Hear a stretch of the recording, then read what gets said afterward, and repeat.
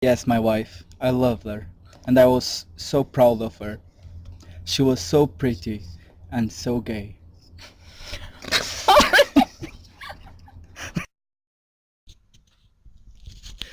You are charged with the following indictments. Edward George Armstrong. Yes, Edward. Yes, you do like a tipple, don't you? That you did upon the 14th day of March 1925, that was a Monday, cause the death of Louisa Mary Cleese. You know, such a lovely young thing. Lovely little figure. Shame about the nose. Anyway, Emily Caroline Brenter, of course, how could I forget, I am your godfather, that upon the 5th of November 1931 you were responsible, first thing you ever were responsible for, mind you, of the death of Beatrice Taylor. Quite a shame, really, you were such close friends. William Henry Blaw. First time I've ever called you anything but Bill, but that you brought about, I mean, it's not as if you go to the shops, brought about the death of James Stephen Landor on October the 10th, 1928. You don't know how many times I've tried saying that, but anyway, it's quite a bit of a mouthful. Vera Elizabeth Claythorne, sorry, went a bit effy.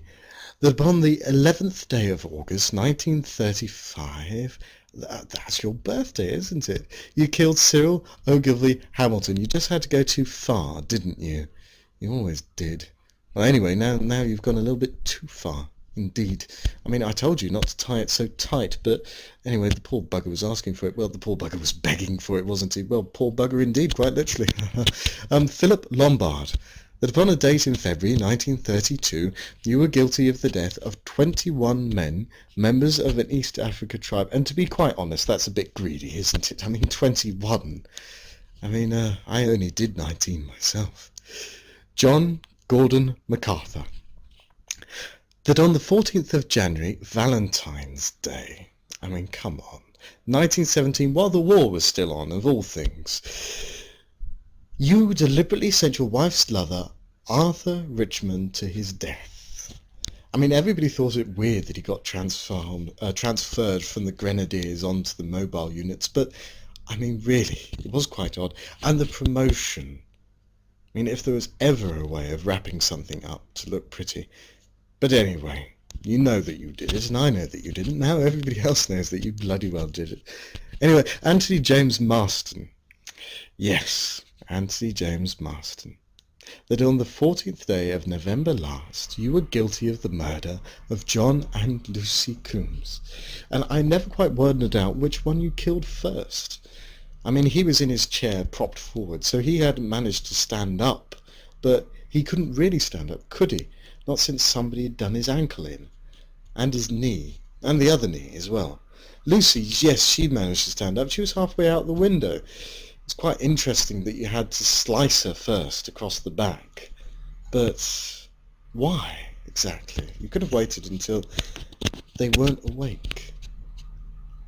I mean, Thomas Rogers and Ethel Rogers, they waited until their victim was asleep. Well, they probably would do, seeing as poor little Jennifer Brady, killed on the 6th of May 1929, was asleep. She was in her bed, upstairs. I mean, the word ward isn't used too often. When you're entitled or charged with someone's guardianship, you're not supposed to sneak into her bedroom in the middle of the night, but then, Thomas, you always were sneaking into her bedroom in the middle of the night. And Ethel, you were quite complicit. To this day, I'm sure that you did it to cover up the sins of your husband. That's not an excuse, and you shall be charged accordingly. Lawrence John Wargrave, a pompous oath if ever I knew one, that upon the 10th day of June 1930 you were guilty of the murder of Edward Seaton. I say that one quite sensibly, because indeed you were quite sensible of the guilt and the ramifications of your actions. Anyway, this is normally Lawrence who says things like this, but now I shall have a go. Prisoners at the bar. Oh, that sounded rather good, didn't it? Have you anything to say in your defence? my god, we're all going mad and killing each It's other. very Different energy levels in here. The ghost is possessing us all. All the like negative energy to ends would be lots of positive energy. Yeah, right. It's the balance Yeah. out, isn't it? Yeah. Positive energy. Yeah. You can take it. For 4 corpses. Really? Really? Give me the hand. please. Give me the hand. Let me just give you a hand. Stop.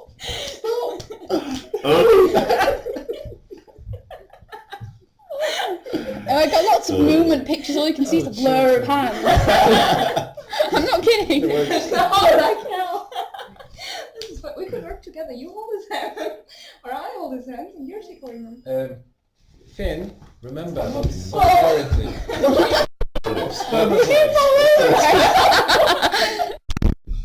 Whatever. Solidarity of testicles. Whatever you call it. What's wrong with that? Solidarity of testicles. What the hell are you on about? He's a man, I'm a man. He's supposed to support me. Why testicles? I mean, okay, yeah, I know why, but... Oh. Hi, Bethany. Join the madness. Go, go, go, go. Like one of the Wheelers Harry Oz. Okay, let's laugh. Do you know it? Oh, it's a great movie. Mad You laughter. have to say it when you're... Yes. It scares the living shit out of you when you're a kid. Maybe it's... I thought the Gnome King and the Gnomes were quite scary when I was a kid. And the Wheelers were kind of freaky. But it was... I think the microphone's I wrong. like it. I think it's close to the book. Shall we? Yeah, let's start. 1, Ladies 2, first. 3. No, all of us together. No. Yes, that sounds No. cool. Yeah. No. A group of zombies. The 3 wishes from Magnet. Yeah, brilliant.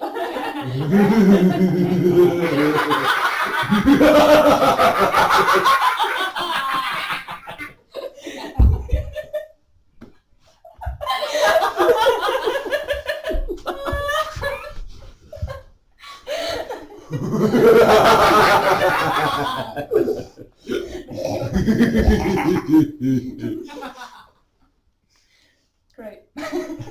That's it. Cut. Cut. Mm-hmm. Cut. Shut computer. Hey, mine can do that. Yeah, I know that. Mine can tell a joke. Mine could, but doesn't work.